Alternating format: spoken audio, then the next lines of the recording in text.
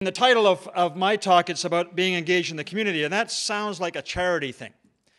But let me assure you, sisters and brothers, it's nothing about charity. It's about in unions in the global south and in other countries where the labor law is far weaker than ours.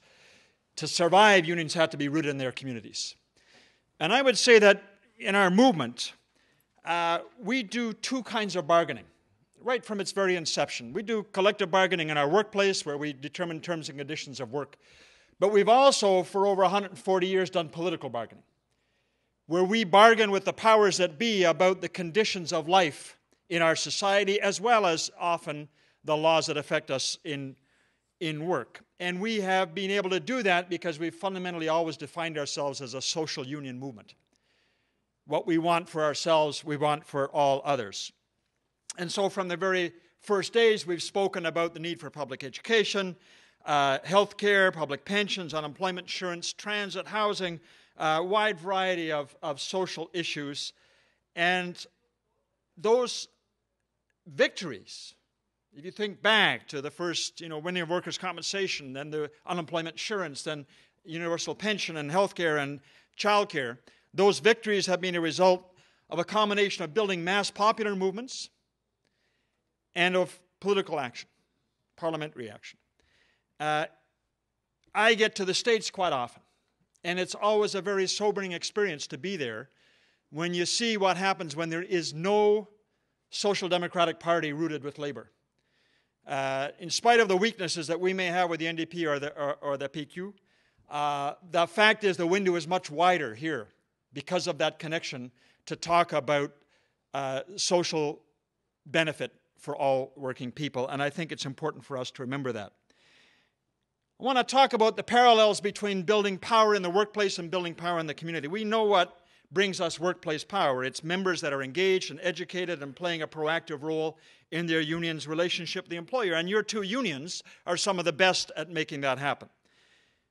That power then extends through a series of alliances. And the first alliance is the workers working for the same employer, and you both have chain-wide bargaining that are standards in both of your unions. That alliance is sometimes broadens out to workers in the same sector. And in some cases, you have experience in sectoral bargaining. And in some cases, even broader to other workers that are suppliers in the supply chain or that move the goods and materials back and forth. And Dave Coles just talked about that alliance taking to a global scale because you need to tackle the global corporations through your global union federations and others.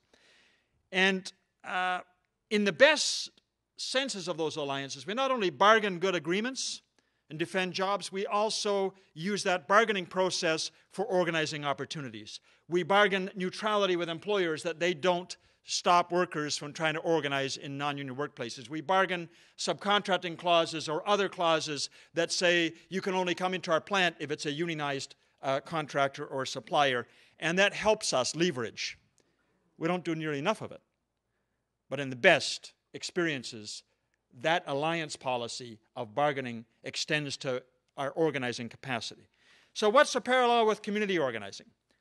I'm only going to talk about Toronto because, frankly, that's the only thing I'm able to talk about in depth, but I think the experience of our Labour Council is matched by others across this country. I would say that our Labour Council has been around 140 years, and from its start, it has also said it has a role as a social union movement in Canada's largest city. And for a local union, outside of its national union structure, its primary alliance has to be with other unions in its community, and that's often through the Labour Council. And then we go to a broader set of alliances with our coalition partners. Sometimes those coalitions, we initiate them. Other times, others in civil society come and ask us for support and often finances. The difference, in my experience, of whether or not those coalitions are powerful is the degree to which unions agree to resource them, not just through money, but also ensuring our members are actively engaged.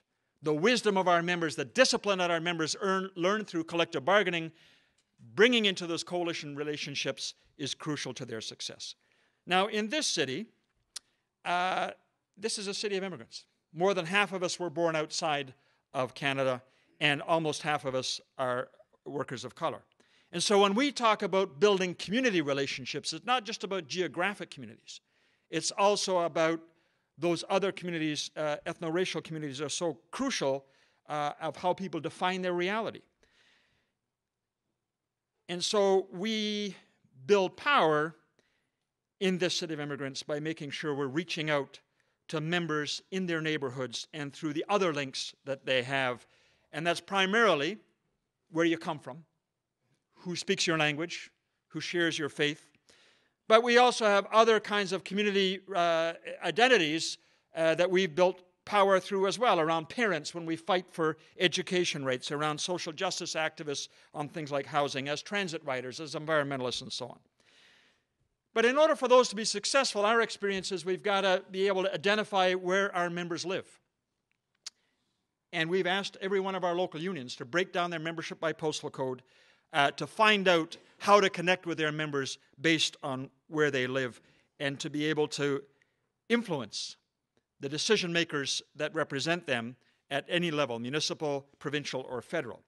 And sometimes that's by organizing members directly to put pressure on those politicians. Other times it's the knowledge that our members have about what's the door you got to open to move a change in that politician.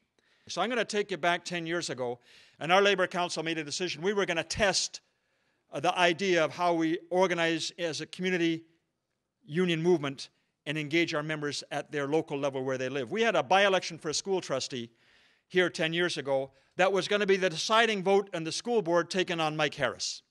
Everybody here understands who Mike Harris was, one of the most right-wing politicians that Ontario had ever seen. And we challenged our unions to do that postal code breakdown of their memberships, to reach out to them, to ask them to get involved in that school board by-election. And the vast majority of unions that got involved had nothing to do with school board jobs. It was CW. Brother Steve Watson was booked out from CW to help do that. Steel workers did that. Construction workers did that. Other Unite Here, the hotel workers did that because they saw a chance to build power. We elected that school trustee, and that school trustee broke the balance of forces at the school board, which then forced Mike Harris into a conundrum, and combined with a strategy of defiance for that school board along with Ottawa and Hamilton, they forced Mike Harris into a crisis around education that marked the start of his downfall. And that can be the power of community organizing. We went and took that power and said we're going to take on a fight of water privatization. Mel Lastman, our mayor, wanted to privatize water. That was worth $19 billion worth of public assets. And he was sure he could get privatization through, and we built a different kind of coalition involving environmentalists and the Council of Canadians and other, CUPE obviously, and others, and we took Lastman on the issue of privatization. And it was our members in their neighborhoods that put the pressure on those city councillors that stopped that broader privatization dead in its tracks. And then we went on with the coalition building that we had built out of that, and we moved forward. We took on the Made in Canada Matters campaign that the CW was a key partner in to make sure that our subway cars were built here in Canada instead of China. And yes, you know, some of the right-wing politicians say, why do you care? Those jobs are in Thunder Bay. And we said, I'm sorry. A destroyed economy in Northern Ontario doesn't help a single taxpayer in Toronto. This is one economy. This is one province. This is one country. We've got to stand up for Canadian jobs. We took that same coalition and built it again around stopping Walmart from invading Toronto's film district. The CP, as a NABET local union, that's part of the $1 billion a year economy of film in Toronto here. And Walmart coming in was going to destroy the employment lands by pushing up the prices, and so all those film-based industries would sell off the land for condo developments and elsewhere. And only the second time in North America, Walmart was stopped from coming into a community because of the coalition we built around that. We defeated a number of the proposals of Rob Ford regime, as Ken just mentioned, in his budget and other areas. So I'm going to go to talk about what your union would do better around this kind of a fight on community involvement. And the first, in every in-city town, your union would be a driving force of a unified labor movement that is at the center of key community coalitions. Not sitting by, not giving a few dollars, but be a driving force in those coalitions. Secondly, your local unions will be mandated to assign activists to building community power. These will be more than just token positions. They would include, they should be located in the local union power structure, perhaps through a designated place on the local executive board. Thirdly, local unions would be mandated to review organizing opportunities in their communities. Every local union mandated to review organizing opportunities in their communities and rewarded for assisting in organizing drives. Fourth, the union would adopt and embrace a comprehensive equity agenda, ensuring that women, Aboriginal workers, and workers of color are to be found at all levels of decision-making and leadership. At a regional level, the union would create networks of members from specific communities that represent the actual demographics of the workforce.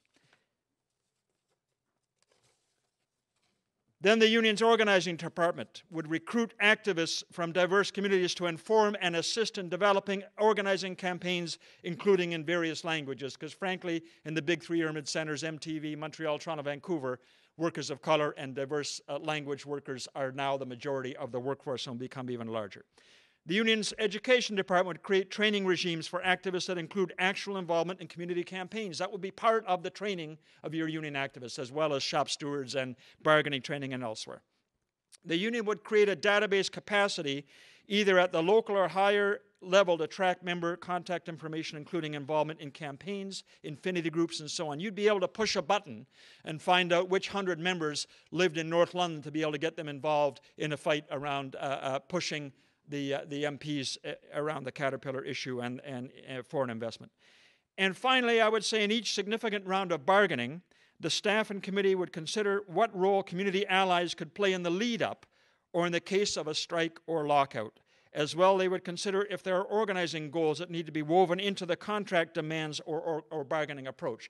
So if you hear what I'm trying to add at the end, is that community unionism is also about organizing unionism.